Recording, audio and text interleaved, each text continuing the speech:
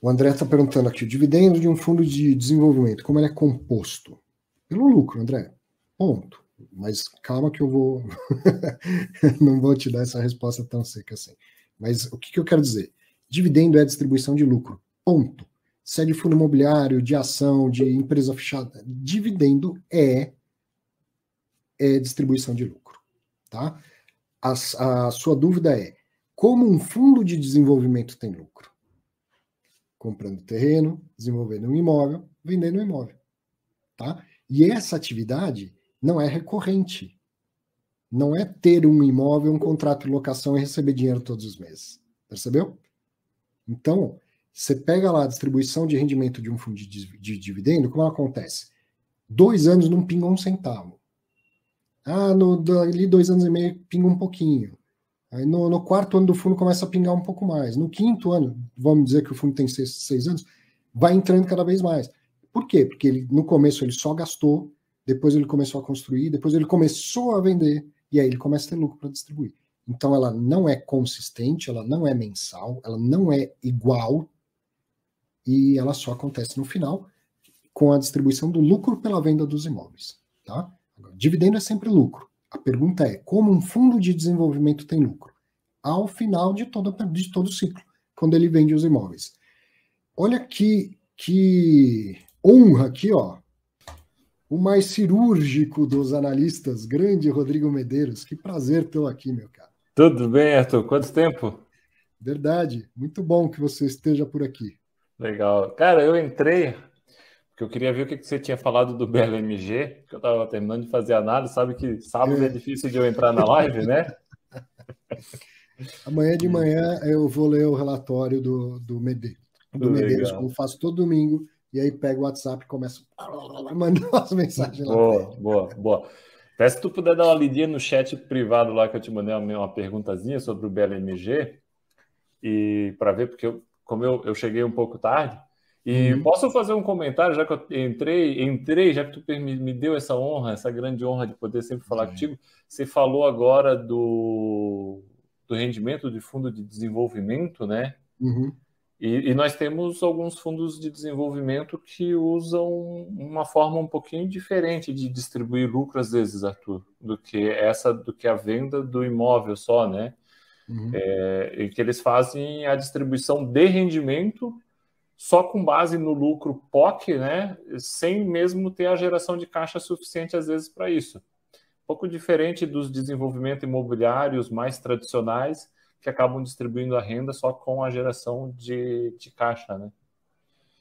E aí, em algum momento, evidentemente, se o cara antecipou, esse dinheiro tem que entrar. Então, posso entender que existe um risco maior quando o fundo faz isso? É um pouco dos pontos que eu digo que eu tenho vamos dizer assim, algumas críticas que nós precisávamos. Vamos dar um passo para trás. Vamos dar um passo para trás. Ele está perguntando o que é o lucro POC. Legal.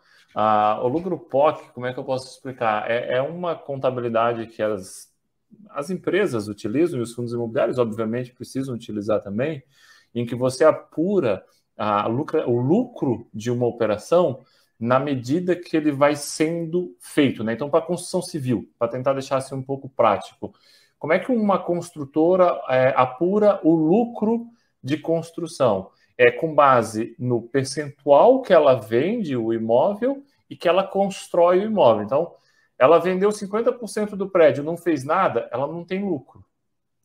Então, ela continua com 50% vendido, vendeu 20%, construiu 20%, então agora ela tem um percentual de lucro daqueles 50% vendido sobre os 20% construído. Ainda que, por exemplo, esses 50% que compraram pagaram lá o equivalente a 5% do imóvel, porque nós sabemos que aproximadamente 80% dos compradores de imóveis compram imóveis financiados com o banco.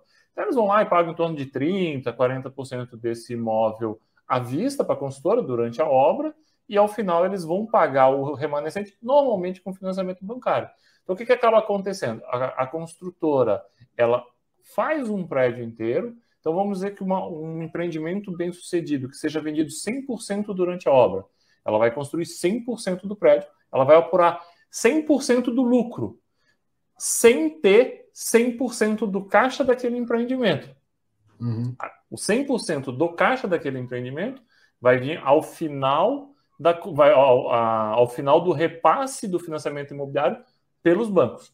O que acaba acontecendo? Nós temos um modelo que é bastante utilizado pelo pessoal da RBE Capital, em que eles fazem um fundo de desenvolvimento imobiliário com prazo de duração e eles vão distribuir o rendimento, o lucro, ainda que o lucro esteja ocorrendo na medida que as obras vão ocorrendo, mas ele só vai te distribuir na medida que esse caixa começar a entrar, ou seja, as prestações dos mutuários começarem a serem pagas.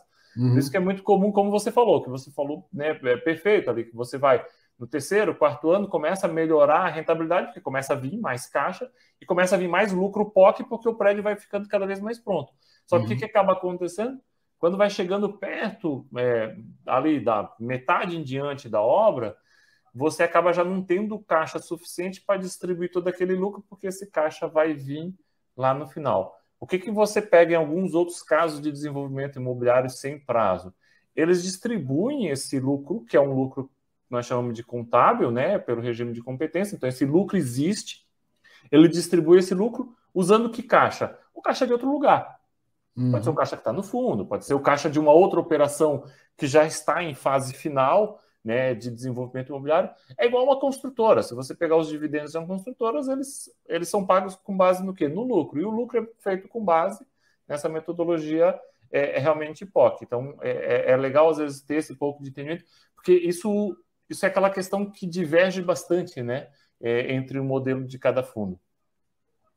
O Marco foi procurar o significado, a porcentagem do cumprimento ali da obra.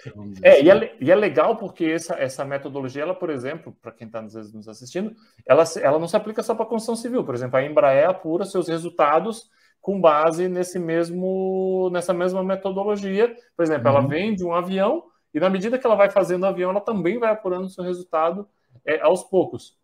Tem um nome que agora não lembro de cabeça em contabilidade, que eles utilizam para isso, que não é o nome em inglês, mas tem um nome em português, para que na medida que você vai ficando com os resultados, com o produto pronto, quando ele está vendido, você vai apurando o resultado, ainda que você não tenha tido o caixa, porque são coisas diferentes, né? Lucro e caixa é onde dá a grande bagunça no fundo imobiliário, né? Ele tem que distribuir 95% do lucro pelo regime de caixa, quando nem sempre essas coisas são sinônimas. Sim. Então, eu vou lá, eu pego um terreno, coloco um stand e saio vendendo o apartamento.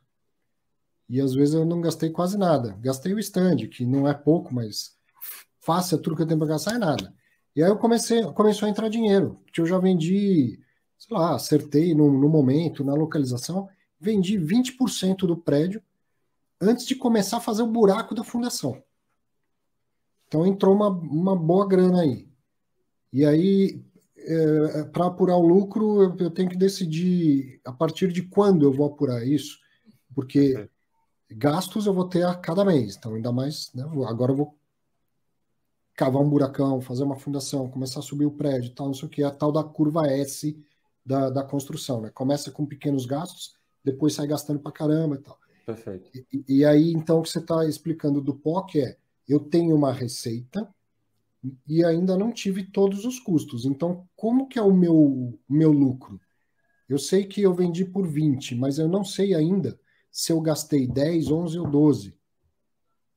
Então, eu não sei se o meu lucro é de 10, de 9 ou de 8. Faz sentido o que eu tô... Só tem um ponto. Esse 20, ele não é receita.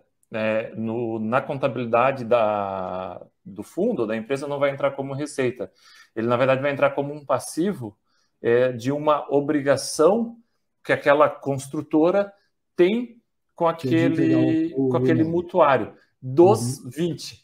Né? E na medida, e isso é bem interessante de ver nas contabilidades das empresas de construção civil, porque na medida daí que o prédio vai evoluindo, né, que a construção foi evoluindo, esses 20 apartamentos que você vendeu, por exemplo, vamos supor que você recebeu ali 20 milhões de reais, ele começa a sair do passivo e entrar para a sua linha de receita. E óbvio, Se entrou 20 milhões de reais no seu passivo, você vai ter 20 milhões de reais no seu ativo como disponibilidade financeira, que é o que você tem em caixa, né? Porque a conta tem que fechar. Então, você tem 20 milhões de reais numa ponta e 20 milhões de reais na outra ponta. E aí, depois, isso vai migrando, vai mudando e vai entrando essa receita. Então, até então, ela não virou receita. Ela vai virar receita justamente na medida que o prédio for evoluindo.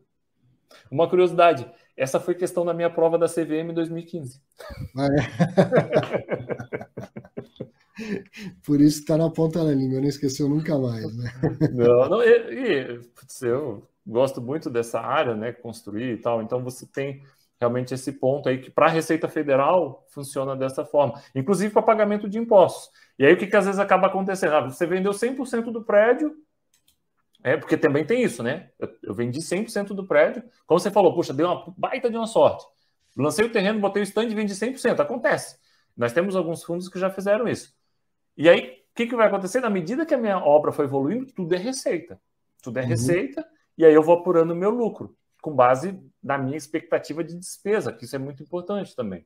O meu lucro vai sendo apurado com base na minha expectativa de despesa. Na hora que eu tenho uma quebra de despesa, como nós estamos vendo agora recentemente, eu posso até vir de ajustar esse lucro. E eu vou pagando imposto em cima disso. Se eu tenho um distrato, um distrato, vai entrar na minha linha de despesa não só, por exemplo, o valor que às vezes eu tenho que devolver para aquele comprador. Se aquele comprador pagou só um pouquinho, mas eu apurei muita receita da unidade dele, vai ter que entrar tudo que eu já apurei de lucro na linha de despesa deles. Por isso que entre os anos de 14 e 16, as construtoras, as SAs, as construtoras abertas, capital aberto, elas tiveram um impacto tão grande nas suas receitas, porque elas tinham vendido muito bem, mas tinham recebido muito pouco. E aí elas tinham que pegar uma parte do caixa dela e devolver para aquela pessoa, e aí até aí tudo bem. Só que entrava na linha de despesa uma despesa muito grande, porque ela tinha que simplesmente reduzir da linha de despesa toda a receita que ela já tinha apurado daquele empreendimento. Uma baita aula. Sobre o BMLG, o que você ia comentar? Do BLMG?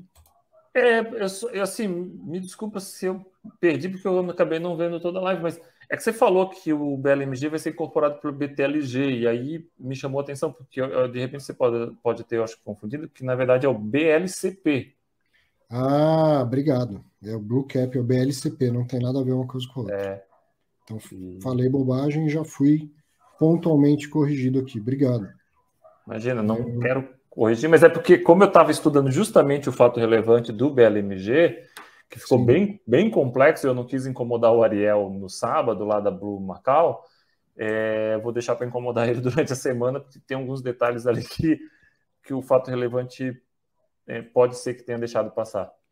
Nossa, então não tem nada a ver. É Blue Macau, BLCP, que vai ser incorporado pelo BTLG. Que é o Blue Cap. E que é o Blue Cap, isso. E o fato relevante é do Blue Macau, completamente diferente. Isso. Obrigado pela correção aí. Eu me confundi com os stickers parecidos. Bom, legal. Valeu, que apareça mais vezes.